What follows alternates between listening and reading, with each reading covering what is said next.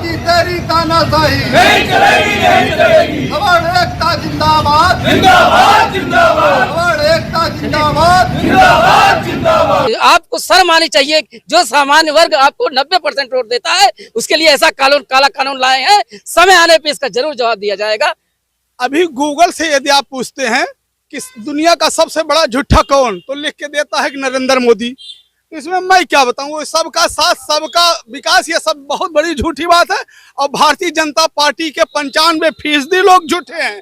अब हम ना इनका भरोसा करते हैं ना विश्वास करते। यूजीसी के खिलाफ अंबेडकर नगर में महासंग्राम छिड़ चुका है। आप देख सकते हैं कि बड़ी संख्या में सवर्ण समाज के लोग यहां पर इकट्ठा हो गए हैं। अलग अलग संगठन के लोगों की भागीदारी देखने को मिल रही है, समर्थन मिल रहा है तमाम संगठनों का, जो आप देख सकते हैं प्रदेश अध्यक्ष से लेकर के जिला अध्यक्ष तक की भागीदारी आज के इस बैठक में दिखाई दे रही है, अनशन में दिखाई दे रही है, जो क्रमशः चलेगा, लगातार चलेगा। आपको मालूम है कि 19 मार्च को सुप्रीम कोर्ट में सुनवाई होने वाला है यूजीसी विषय को लेकर के। तो हम रुख करते हैं सीधे इस धरना के जो आयोजक हैं आदर्श ब्राह्मण फाउंडेशन के प्रदेश अध्यक्ष धीरेन्द्र त्रिपाठी जी, उनसे चर्चा करते हैं कि आखिर में यह धरना कब तक चलेगा। धीरेन्द्र जी, जितने दर्शक देख रहे हैं एवीएन न्यूज प्लस के, उनकी तरफ से सबसे पहले आपका स्वागत। सभी एवीएन न्यूज प्लस चैनल के सभी श्रोताओं को बहुत बहुत धन्यवाद। ये आज यूजीसी काला कानून के खिलाफ हम लोग आमरण अनशन पे बैठे हुए हैं। अन्न जल त्याग करके 19 तारीख का जैसा सुप्रीम कोर्ट का फैसला आ गया, उस पर हम लोग पुनर्विचार करेंगे 20 तारीख को। कैंपस से लेकर के कार्यालय तक जिस तरह से सरकार का रुख है, उसको देखते हुए आखिर में कैंपस में इस तरह का भय पैदा करने की जरूरत सरकार को क्यों महसूस हुई? पहले हम लोग गांव ग्रामीण क्षेत्र में SC/ST से परेशान रहे, तो बच्चे बाहर निकल जाते थे, हम लोग निश्चिंत हो जाते, बच्चे गए पढ़ने के लिए। लेकिन एक ऐसा काला कानून लाके कि यहाँ हम लोग परेशान SC/ST रहे, वहाँ चिंता रहेगी हमेशा अपने बच्चों की कि कहीं वो बेचारा यूजीसी के तहत न पीड़ित हो जाए, तो परेशान न हो जाए। बहुत ही काला कानून है। सवर्ण समाज इसका जरूर बदला लेगा अगर ये हटेगा नहीं तो। गांव में रहते हुए SC/ST का खौफ, महाविद्यालय में रहते हुए यूजीसी का खौफ, कहीं न कहीं खौफ की जिंदगी जीने के बावजूद भी सवर्ण समाज सरकार का समर्थन करता है, भारतीय जनता पार्टी का समर्थन। आप देखे होंगे पिछले कई चुनावों में जो है सवर्ण समाज 90% इस भारतीय जनता पार्टी को वोट किया था, लेकिन मिला क्या? कहीं पंडित घूसखोर, कहीं पंडित अवसरवादी, कहीं SC/ST की प्रोन्नति धाराओं में कि बिना जांच के गिरफ्तार, और सबसे बड़ा काला कानून लाके दे दिया यूजीसी। आपको शर्म आनी चाहिए। जो सामान्य वर्ग आपको 90% वोट देता है, उसके लिए ऐसा काला कानून लाए हैं। समय आने पे इसका जरूर जवाब दिया जाएगा। बहुजन समाज की अगुवाई करने वाली पूर्व मुख्यमंत्री मायावती का उस समय एक बयान आया था जब यूजीसी को लागू किया जा रहा था कि सवर्ण समाज के साथ कहीं न कहीं यह बहुत बड़ा अन्याय है। बिल्कुल, उन्होंने ये शब्द कहा, इसके लिए उनको आभार। लगातार ब्राह्मणों के प्रति उन्होंने दुख अपनी व्यक्त किया। बहुजन समाज के वोट की चिंता किए बगैर, वोट के राजनीति से हट करके उन्होंने इस तरह का बयान दिया।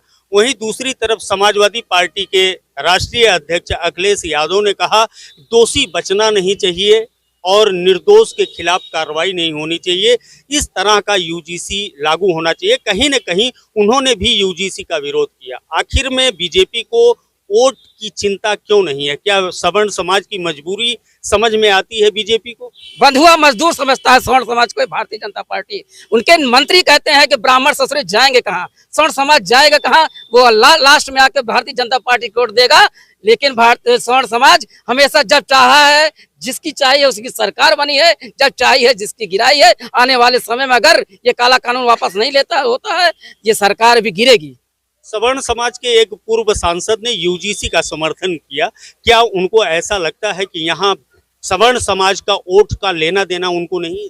अक्सर उनसे हमारी बहस हो जाती है। अभी 5 दिन पहले हुए, वो यूजीसी के पक्ष में क्या समझ के पोस्ट करते हैं, क्या समझ के लिखते हैं, जबकि सवर्ण समाज उनको भी, खासतौर पर ब्राह्मण उनको वोट करता है। क्या उनके ब्राह्मण के बच्चों से प्रेम नहीं है? ताजुब होता है जो है। सरकार को लेकर के क्या रुख रहेगा अगले चुनाव में आप लोगों? बिल्कुल बहुत करारा जवाब दिया जाएगा, और अब तो गांठ पड़ चुकी है। गांठ पड़ चुकी है। इसका जवाब आने वाले चुनाव में सरकार जान जाएगी कि स्वर्ण उत्पीड़न, स्वर्ण काला कानून यूजीसी लाने से परिणाम क्या होता है। संक्षिप्त टिप्पणी चाहेंगे, पाठक जी भी यहाँ मौजूद। यूजीसी का हम विरोध कर रहे हैं। ये नरेंद्र मोदी की चाल है। ये काला कानून अगर वापस नहीं लिए तो उनको जो है 2029 के पहले गुजरात भेजने का काम करेंगे हम। बहुत ही तीखा टिप्पणी पाठक जी ने दिया। अब हम एक प्रखर वक्ता यहाँ पर मौजूद हैं, रवीश शुक्ला जी। हम इनसे जानना चाहेंगे कि सरकार कहती है सबका साथ सबका विकास, क्या सबका साथ लेकर के चलने का यही धारा होता है, यही तरीका होता है कि जाति का कानून ले आकर के और कहीं न कहीं लोगों के अंदर भेदभाव पैदा करना? आपका बहुत बहुत धन्यवाद।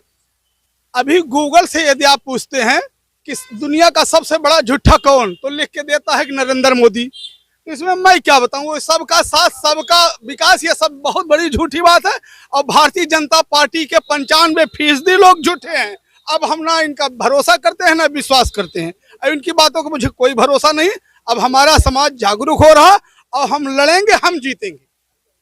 जी, हमारा समाज जागरूक हो रहा है, हम लड़ेंगे, हम जीतेंगे, इस तरह का नारा देते हुए आज शुरुआत किया गया है यहाँ पर यूजीसी के खिलाफ महासंग्राम का। आप देख सकते हैं कि समर्थन करते हुए सारे नेता नजर आ रहे हैं और यहाँ पर जितने लोग बैठे हैं वह करणी सेना के हों या ब्राह्मण समाज के हों या अन्य समाज के हों, यह सभी सवर्ण समाज के हैं। और इन सब लोगों का कहना है कि कहीं न कहीं आर पार की लड़ाई अब लड़ी जाएगी। अब इनकी लड़ाई कितना असर डालता है सरकार पर, यह देखने वाली बात होगी। एवीएन न्यूज प्लस के लिए ज्ञानेंद्र पांडे, ज्ञानी, अंबेडकर नगर।